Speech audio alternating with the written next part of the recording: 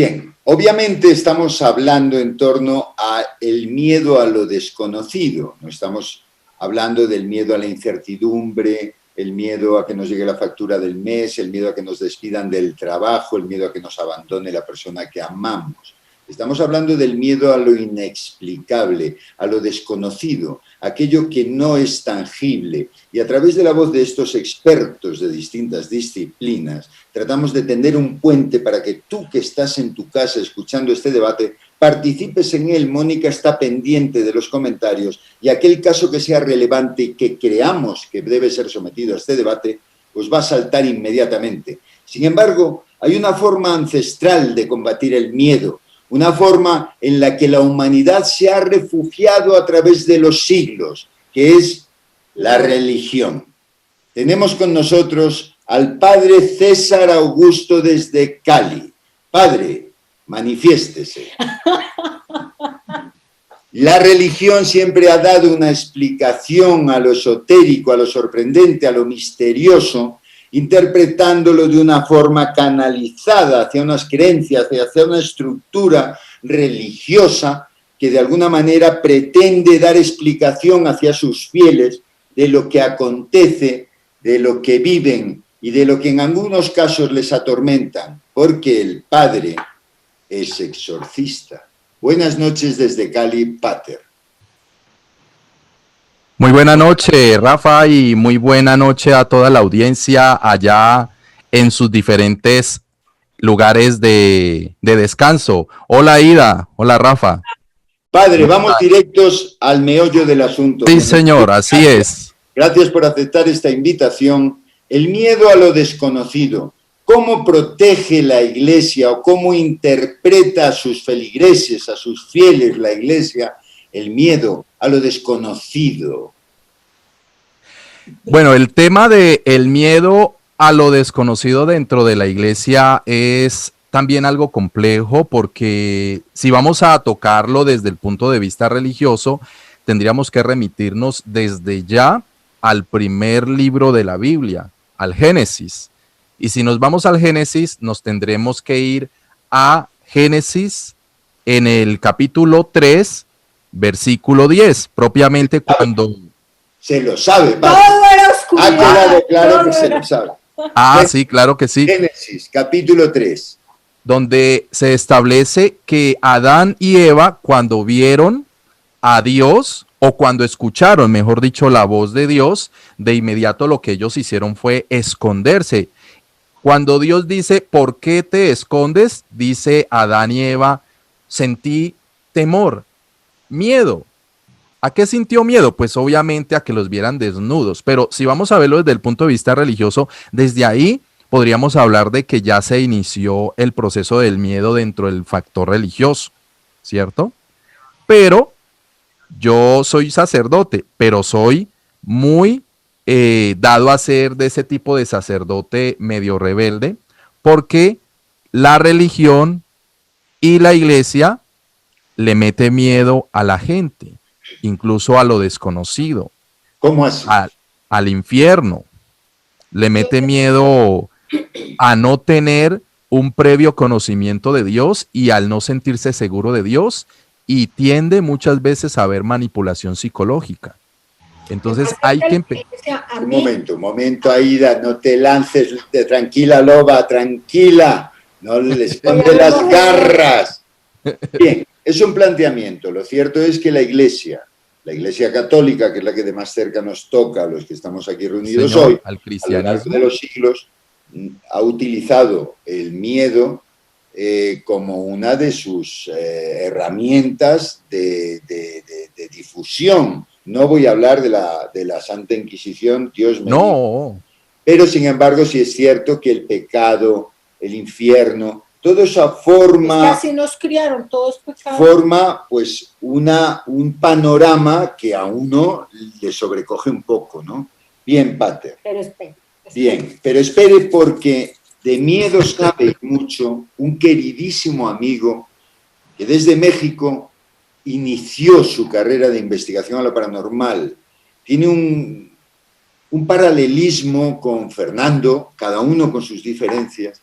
tiene un cierto paralelismo conmigo, con una salvedad. Tanto Fernando como Eduardo Escoto son auténticas autoridades en la investigación paranormal. Yo no soy más que un curioso, un aventurero al que le gusta sumergirse en los lugares más oscuros, y les aseguro que este pechito, con todo lo grande y peludo que es, se ha muerto de miedo más de una ocasión. Eduardo Escoto, México, al habla. Eduardo, manifiéstate y ilumínanos desde tu experiencia, desde tu estudio, desde tu aprendizaje, desde tu sabiduría. ¿Qué es el miedo? Ya me dio miedo, mira. Eduardo. Hola. Hola, es que no alcancé a escuchar, nada más escuché que para mí que es el miedo, pero yo nunca escuché que me estuvieran hablando a mí, pero... miedo para alguien como tú, que hemos investigado juntos en alguna ocasión, ¿qué es el miedo para alguien que vive rodeado de cosas que al común de los mortales nos asustan, pero cómo? ¿Qué es el miedo? Bueno, al menos en mi cultura, para muchos que saben que ya soy mexicano, el contacto con la muerte, con lo desconocido, con lo sobrenatural, con el más allá, lo traemos en la sangre desde nuestras costumbres. Por ejemplo, el Día de Muertos, que vendría a ser el día 2 de noviembre, en donde celebramos a nuestros fieles difuntos. Permítame primero, salud con una excelente tacita que da miedo. Esta sí da miedo, de las aguas negras del imperialismo. Pero para mí el miedo pues es algo esencial en todo ser humano. Como investigadores de estos fenómenos, seríamos muy tontos al decir que no tenemos miedo, que el miedo nunca está, al contrario, el miedo está. Lo que pasa es que lo sabemos manejar, sabemos tener un punto de equilibrio, cada quien desde su diferente forma de trabajar, desde sus formas ritualísticas o espirituales o meditativas, pero sabemos controlar el miedo. Es como las personas que se dedican a cuidar la seguridad de toda la sociedad. Ellos obviamente también tienen miedo a la delincuencia organizada, por ejemplo. Sin embargo, su miedo lo llegan a controlar. Es básicamente la base del ser humano, el miedo a lo desconocido, el miedo al qué dirán, el miedo a todo. Sin embargo, hay formas de controlarlo.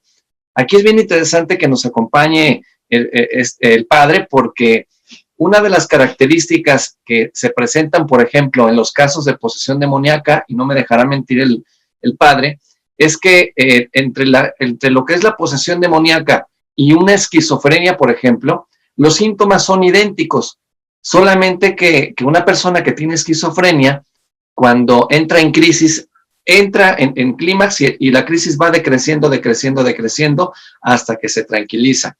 Y cuando es una posesión demoníaca es a la inversa, es decir, va de poco a poco hasta llegar al clímax y luego desaparecer. Entonces, esa psicosis que se dice existe dentro del ser humano, que algunas personas dicen que no hay una posesión demoníaca. Por ello, dentro de un exorcismo, tiene que haber primero estudios psicológicos, tiene que haber un médico alópata que esté verificando signos vitales, y desde luego el sacerdote o la persona que va a hacer la liberación, que puede ser un exorcista, puede ser un laico, puede ser un chamán, puede ser un sacerdote cristiano, etcétera. Entonces, ahí es en donde entra este punto. Tus conocimientos, Eduardo, como siempre, son sobrecogedores.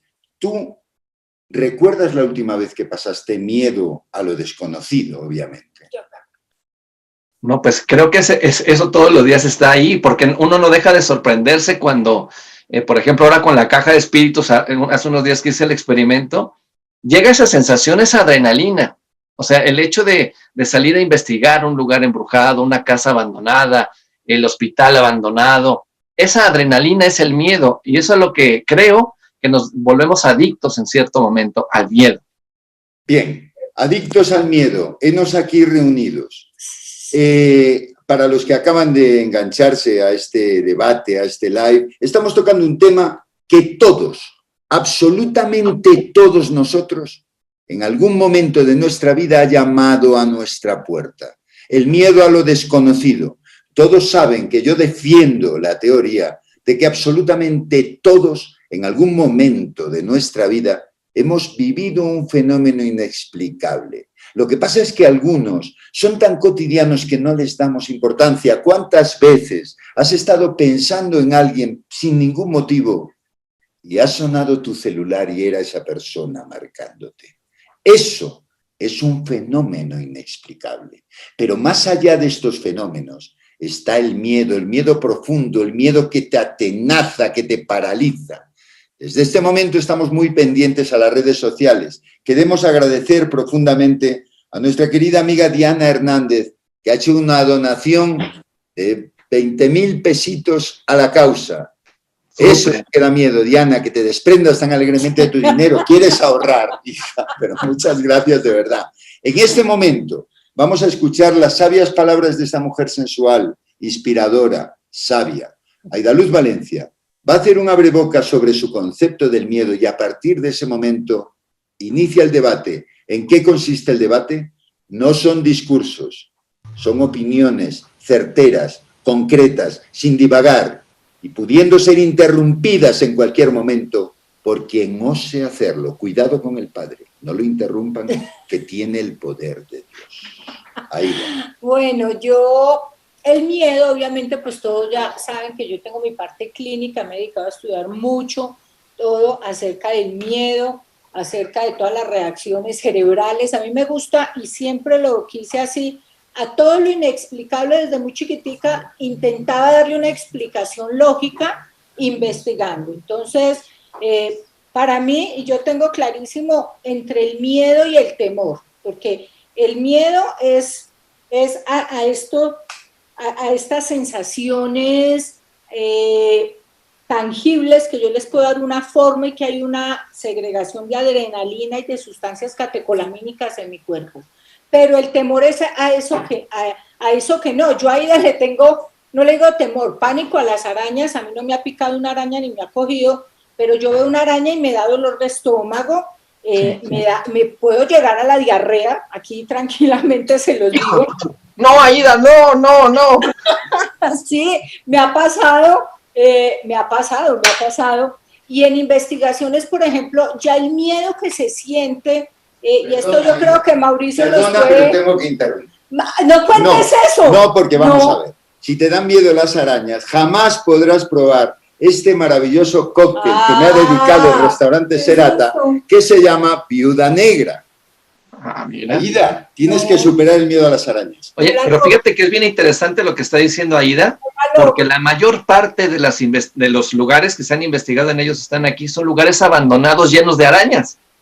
Sí, y he pasado las duras, pero una cosa, a lo que iba yo, una cosa es el miedo de lo desconocido o a algo natural, y otra cosa es ese temor a eso desconocido paranormal. Son sensaciones totalmente que yo las he logrado diferenciar, y por eso decía que son dos ámbitos totalmente diferentes, porque lo he vivido y las he podido diferenciar, como en un cementerio a las 3 de la mañana termino yo diciendo: ángeles, arcángeles, querubines, serafines, los que sean, vengan, y qué estoy haciendo yo aquí. O sea, qué bruta. Pero la diferencia del temor a un suceso que te va a tener, o vas a tener, o te expones a una agresión física, es muy diferente la cantidad o la segregación de sustancias en el cuerpo. Y eso es lo interesante. Seguramente el padre habrá vivido momentos de miedo, ahora nos los contará. Su reacción instintiva, yo deduzco, es santiguarse, es su protección ante el miedo. Seguramente a Eduardo y a Fernando la curiosidad les puede más que el miedo, y ante un fenómeno que les provoca miedo, su primer instinto es entenderlo, investigarlo. Y lo mismo pasa con Graciela desde Argentina. ¿Cómo enfrenta el miedo? Porque con todo lo grande que es Mauricio, pues seguro que ha tenido miedo en alguna ocasión. ¿Cómo se enfrenta? Sí. Mauricio. Yo quería aclarar algo. Lo que está diciendo Aida es muy importante, esa diferencia. Miedo y temor. El miedo pertenece más a lo biológico, a lo natural, hay una programación en nuestro sistema nervioso a temerle a lo peludo. Ya han hecho investigaciones donde los bebés verifican que vienen con miedos biológicos. Automáticamente los seres humanos venimos programados a temerle al león. Pero el temor es un miedo, como decía Aida, a lo desconocido que se construye en el imaginario colectivo, en la cultura, en el chupacabras, o sea, pero el chupacabras pertenece a unas regiones, entonces se crea un temor, ahí no estamos hablando de miedo, sino de temor. Entonces, en el mundo de los espíritus que ustedes dicen, la cultura va a jugar un papel importante de cómo nos delimita a qué temerle y a qué no. En algunas regiones de África se le puede dar más atributo de miedo al vudú, ¿no? Que a cosas, que a la araña, ¿me entiendes? O sea, pero es porque hay un contenido cultural que lo dice. Bien, ya que hablas del contenido cultural, vamos a iniciar el debate desde una base sólida. Nuestros queridos seguidores nos están enviando pinceladas de momentos en que han sido atenazados por el miedo a lo desconocido. Vamos a iniciar escuchando el testimonio de uno de nuestros seguidores, que Mónica está muy pendiente, y vamos a tratar desde cada una de sus experiencias, en riguroso orden de interrupción, de dar una respuesta concisa, porque somos muchos, y lo más clara posible de qué es lo que ha experimentado esta persona y cómo puede resolverlo desde el expertise diferente de cada uno de nosotros.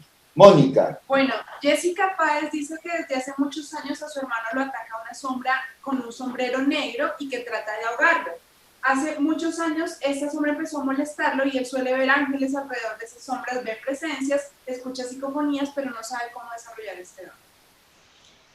¿Cómo enfrentar ese miedo? No, yo creo que él ya lo está enfrentando. Él dice, veía unas sombras negras, pero después de un tiempo empezó a ver energías blancas. Sí. Yo pienso que su psiquis le está generando esa misma herramienta de protección. Lo que pasa es que esta persona ya tiene el don. Lo que pasa es que hay que aprender a manejarlo. Cuando una persona, en el caso como Aida, por ejemplo, que tienen la capacidad de la clarividencia, Aida ve cosas buenas, pero también ve cosas malas. Entonces solamente le falta conocimiento, le falta un asesoramiento de una persona especialista para poder encaminar ese miedo. Graciela, me interesa mucho escucharte. Perdón. Graciela, luego vamos con Chile. Argentina. ¿Qué edad tiene? ¿Es un niño? ¿Es un niño? Entendemos que es alguien joven. Es adolescente, yo creo. Bueno, la capacidad está. Yo hoy por hoy le diría que agarre un cuaderno, un lápiz y que le pregunte qué necesita y cuando escuche la voz se ponga a escribir, porque la capacidad de ver ya está, solamente le falta desarrollar la capacidad de oír. Comunicarte. Bueno, yo sería un poquito más cuidadoso que Graciela. ¿Por qué? Porque pongamos cuidado en que nos está diciendo una sombra de un señor con una sombra oscura, con un sombrero que la ataca. El hecho de hablarle a una entidad de esa naturaleza, sin antes saber si se trata de una energía de oscuridad o de bajo astral, es en donde podemos entrar. Leamos de nuevo, por favor, Mónica, lo que nos está contando esta persona. Entiendo que hay muchos matices que se pierden, pero para estar seguros, y ahora damos paso a Chile. Bueno, ya Jessica Páez acaba de contestar, el hermano tiene 40 años, pero desde los 10 años lo atacan. Entonces dice, desde hace muchos años a mi hermano lo ataca una sombra de sombrero negro que trata de ahogarlo. Hace muchos años a él lo molesta esa sombra negra y vio a sus ángeles, dos entre paréntesis, siente presencias, a veces escucha psicofonías, pero no sabe cómo desarrollar ese don. Fernando. Sí. Eso es lo que quería acotar. En el tema de la psicofonía, de la parte técnica. Ahora, a ustedes le están enseñando a canalizar, ¿cierto? A comunicarse con esta entidad. Yo lo invito precisamente a que coloque una cámara, ¿cierto? O el mismo celular y grabe esta experiencia, ¿cierto? Y así se puede ir descartando si es algo psicológico o si es algo real, porque tenemos que ver las dos aristas, ¿cierto? Tanto lo racional como lo irracional. Por eso yo lo invito a eso. Claro, pero las personas que no tienen un Ghostmeter, no tienen un K2, no tienen o no saben manejar, no han aprendido a manejar su don, ¿cómo enfrentan? ¿Cuál es el salvavidas que podemos lanzarle para que enfrente ese miedo? Padre. Lo primero que el padre es que hay que descartar que sea algo clínico. Bueno, muy bien. Voy a dar mi punto de vista referente a los casos que me toca. Aquí tendríamos que descartar primero su parte psicológica. Tendríamos que empezar a determinar si en algún momento de su infancia tuvo ausencia de papá.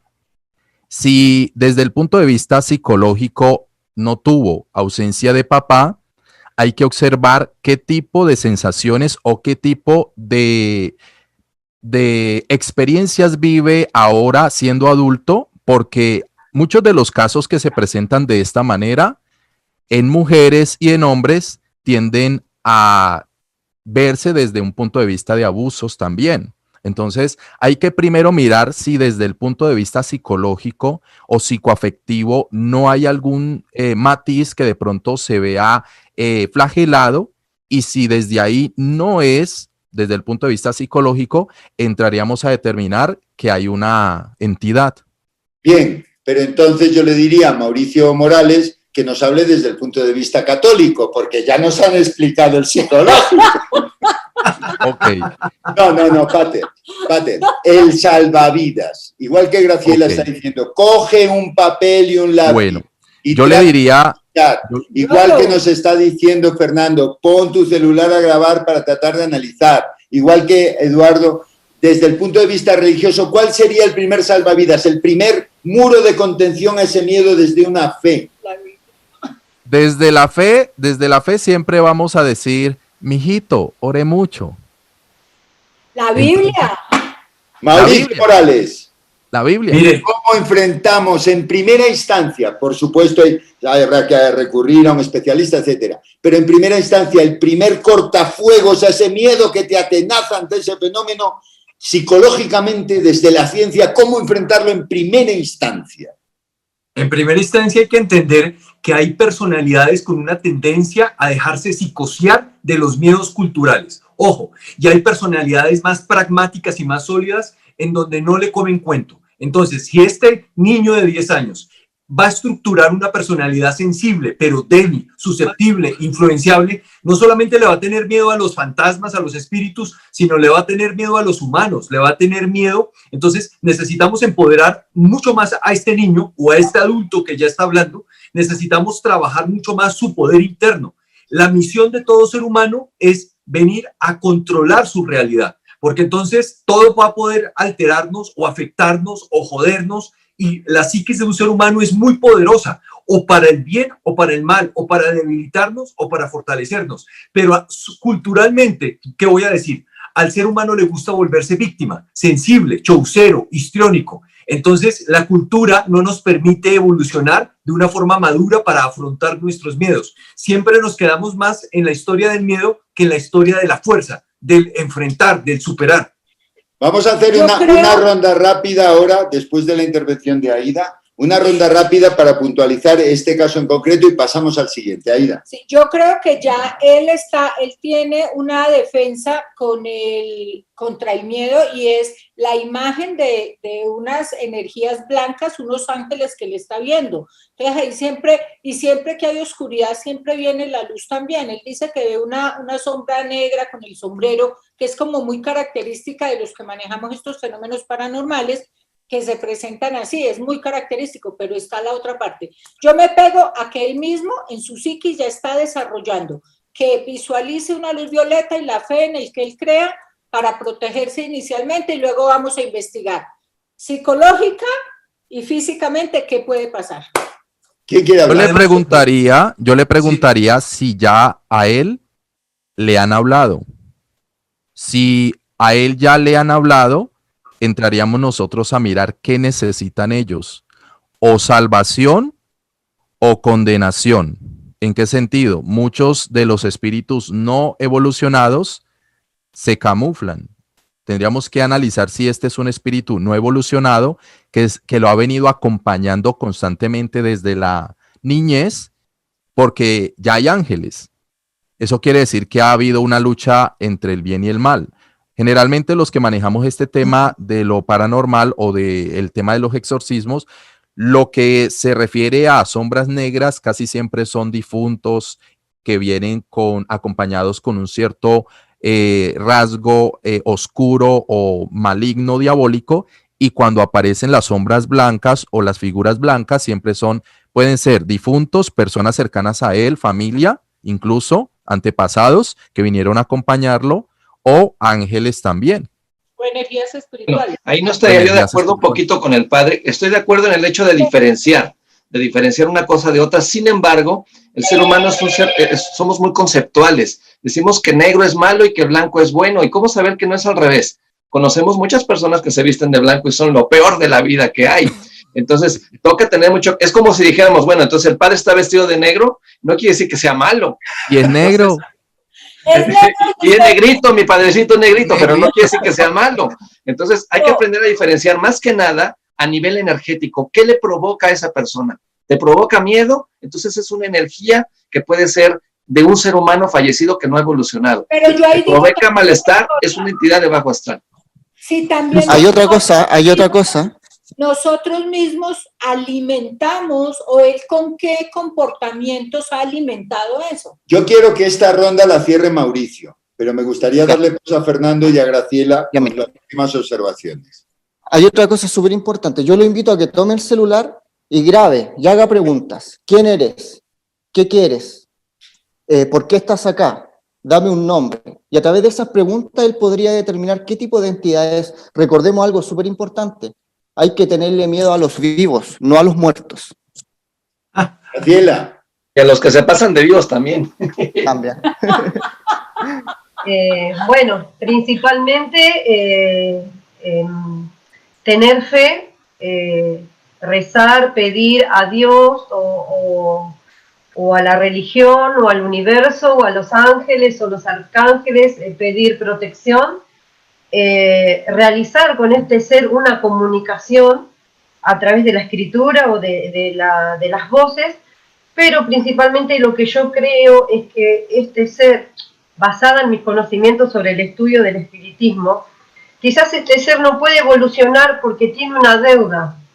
Quizás quiere pedirle perdón, quizás quiere manifestarle algo para poder evolucionar. Entonces, hasta que no se lo diga, no va a partir en paz.